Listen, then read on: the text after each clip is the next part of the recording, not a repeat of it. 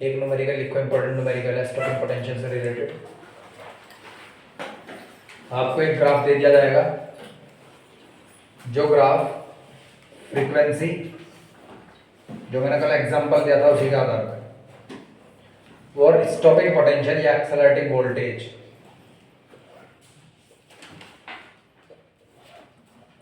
दोनों के बीच होगा। यहां पर एक मेटल प्लेट आपको दे दी M और एक N,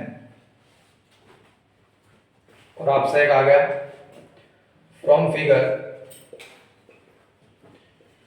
पहला point, which is best photo material.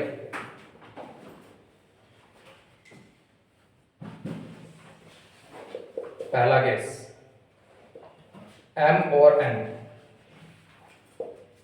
Second case, which photo material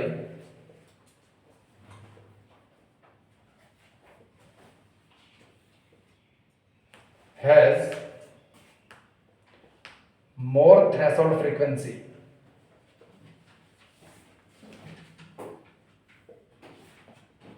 third case, if photon incident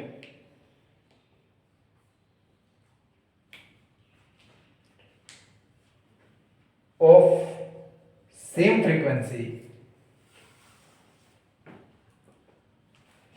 on M and N। ठीक है जी। Electron of which photo material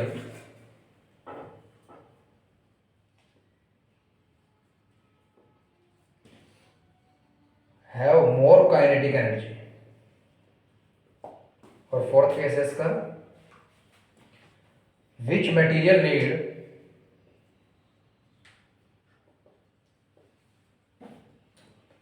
more kinetic energy, more stopping potential।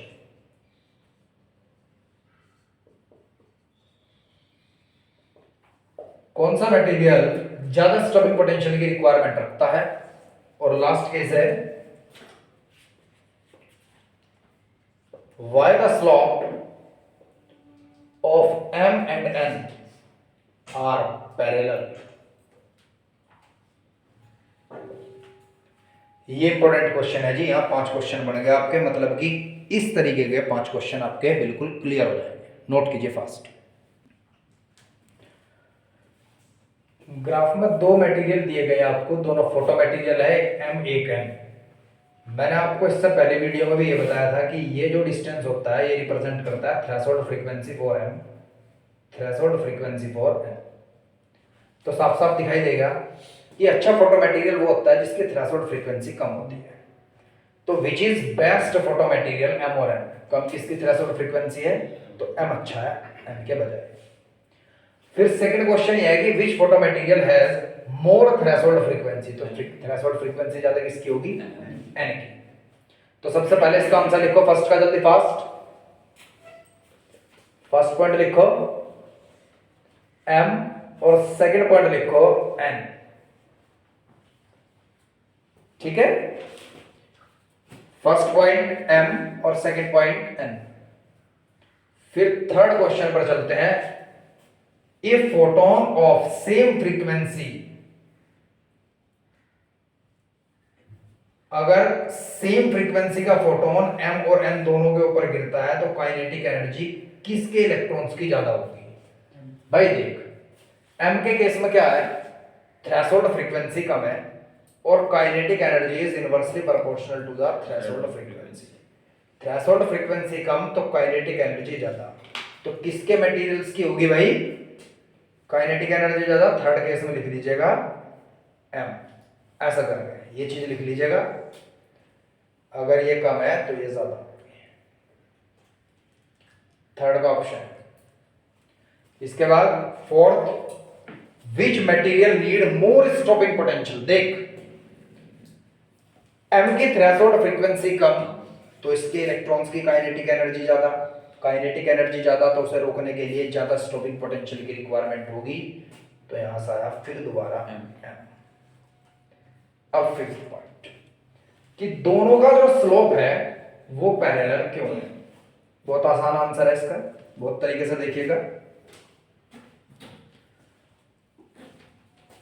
अगर मैं इस relation को देखता हूं, फिर मैं इस चीज को इसके डिनोमिनेटर में ले जाऊं, तो ये किसके बराबर आ गया, H/E। जब वर्टिकल एक्सिस पर मैंने वाई एक्सिस पर वोल्टेज लिखा हुआ है और इधर फ्रीक्वेंसी लिखा हुआ है, तो voltage upon frequency give the slope. तो मतलब ये दोनों जो स्लोप हैं ये किसे रिप्रेजेंट करते हैं, H/E को। किसे रिप्रेजेंट करते हैं, आप ये कहेंगे since slope of m and n, लिखिए जरा जल्दी fast, since slope of m and slope of m and n represent h upon e, which is constant, hence slope of m and n both are parallel।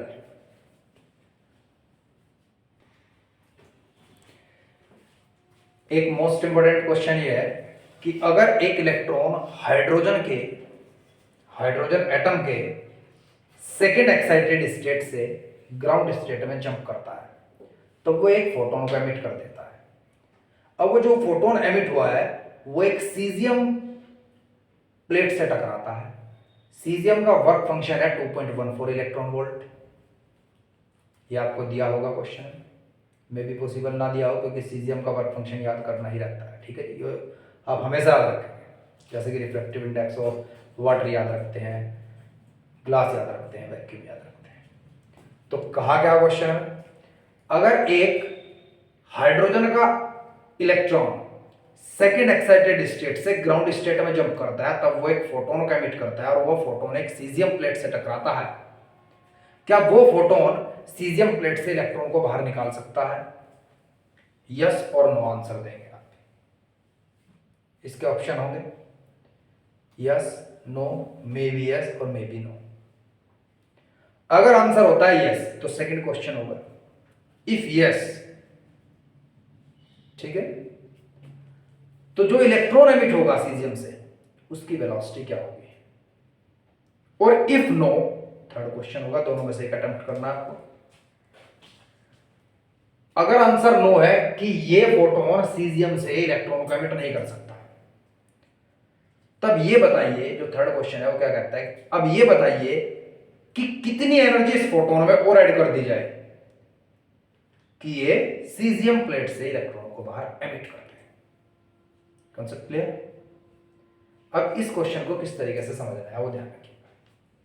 Physics की class है, मुझे पता है हर एक बच्चे के ध्यान केमिस्ट्री नहीं भी है, लेकिन ये चीज़ आप फिजिक्स में पढ़ेंगे एटम एंड न्यूक्लियर चैप्टर में। लेकिन फिर भी अभी ड्यूअल नेचर रेडिएशन है, अभी केमिस्ट्री पढ़ गए आप, केमिस्ट्री में आपको ये बातें पता होनी चाहिए। हाइड्रोजन का न्यूक्लियस जो है उसके चारों तरफ भी इनफाइनाइट शेल होते हैं। वो बात दूसरी है कि पहले शेल के अंदर एक इलेक्ट्रॉन विद्यमान होता है, ग्राउंड स्टेट कहते हैं उसे, जो कि नॉर्मल टेम्परेचर की बात है। समझ गए?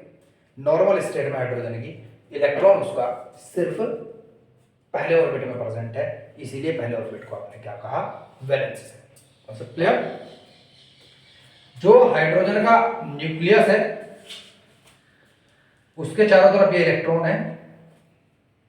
अब ये जो इलेक्ट्रॉन है ये इस सेल में है, तो इसे क्या कहा आपने, वैलेंस सेल, और फिजिक्स के लैंग्वेज में से कहते हैं ग्राउंड स्टेट, वैलेंस सेल को। इसके बाद ये ground state n equal to 1 थी, तो n इक्वल टू 2 हो गया ये फर्स्ट एक्साइटिंग स्टेट, और n इक्वल टू 3 हो गया second exciting state. Second exciting state समझ गया आप मेरी बात?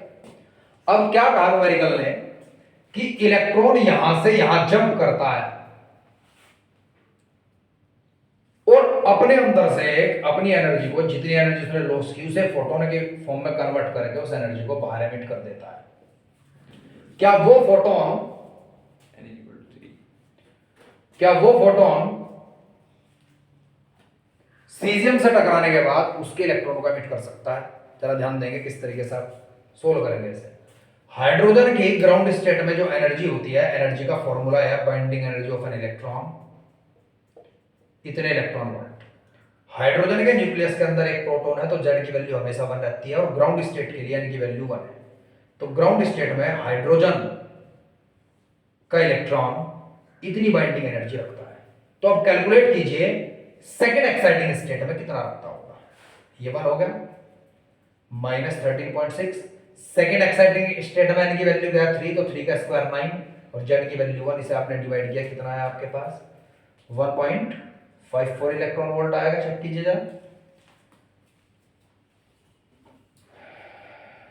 5 तक लिख लीजिए, इतने इलेक्ट्रॉन वोल्ट।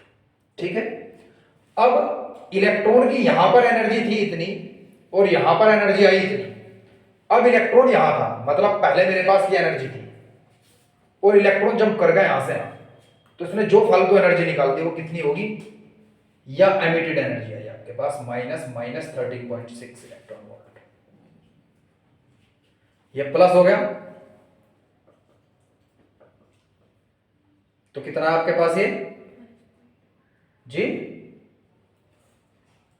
12.1 इलेक्ट्रॉन वोल्ट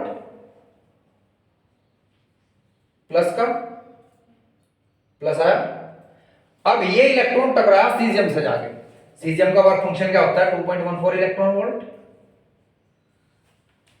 तो ये तो वर्क फंक्शन कम है, ये तो एनर्जी ज्यादा है, तो आंसर आया यस। क्या आंसर आया, यस। Concept clear. अब ये फोटोन इससे टकराया,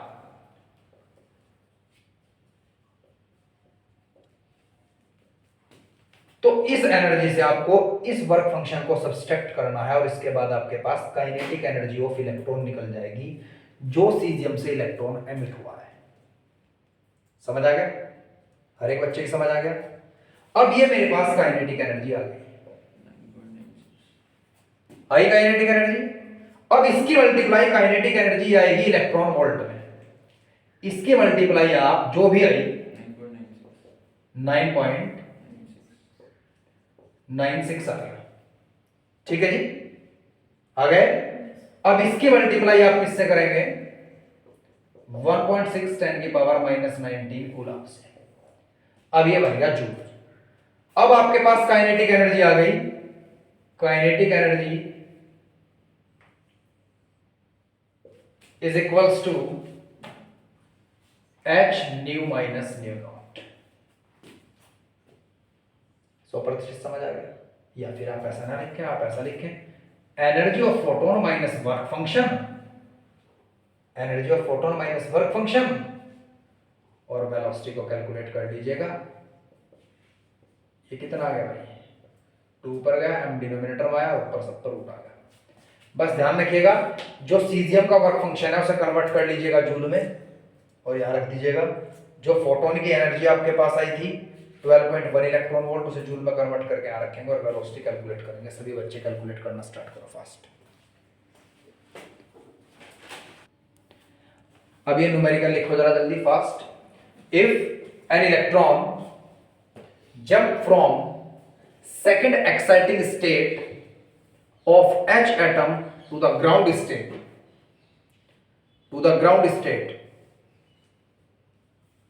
and emit a photon,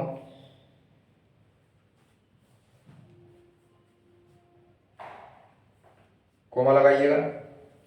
This photon incident on the cesium plate, this photon incident on the cesium plate, on the cesium plate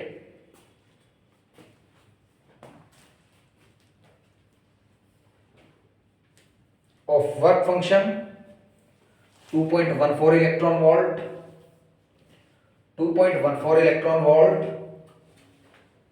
full stop.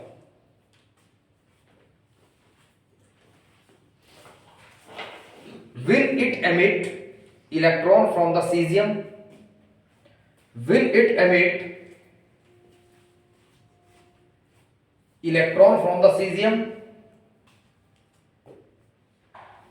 If yes, calculate the velocity of the electron emitted from the cesium plate. Calculate the velocity of the electron emitted from the cesium plate. emitted from the cesium plate